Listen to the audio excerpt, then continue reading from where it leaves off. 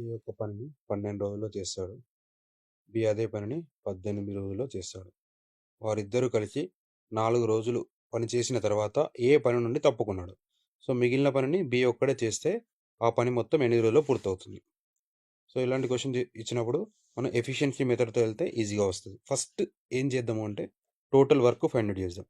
Total work అంటే ఏంటి? LCM of these 2 working days అంటే ఏంటి? 12, 18. సో ఎల్సిఎం ఎంత? 36. క్లియర్? సో అంటే టోటల్ వర్క్ వచ్చేసి ఎంత మనకి? 36 అనమాట. సో అంటే 36 బాక్సెస్ అనుకోండి. ఇక్కడ 36 బాక్సెస్ని ఒక ప్లేస్ నుంచి ఇంకొక ప్లేస్కి షిఫ్ట్ చేయాలి వాళ్ళు, వర్కర్స్ కాబట్టి. ఒక ప్లేస్ నుంచి ఇంకొక ప్లేస్కి షిఫ్ట్ చేయాలి అంటే ఏ అనే వర్కర్కి 12 డేస్ పడుతుంది అలెన్గా చేస్తే. బి అనే పర్సన్కి 18 డేస్ పడుతుంది సింగిల్గా చేస్తే.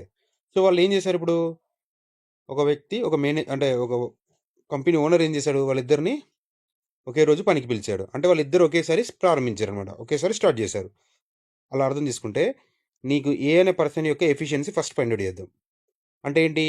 ఏ అనే పర్సన్ అలౌన్గా చేస్తే 12 డేస్ పడుతుంది. అంటే పర్ డే 3 యూనిట్స్ ఆఫ్ బాక్స్ని షిఫ్ట్ చేస్తాడు, అంటే 3 బాక్సెస్ని షిఫ్ట్ చేస్తాడు.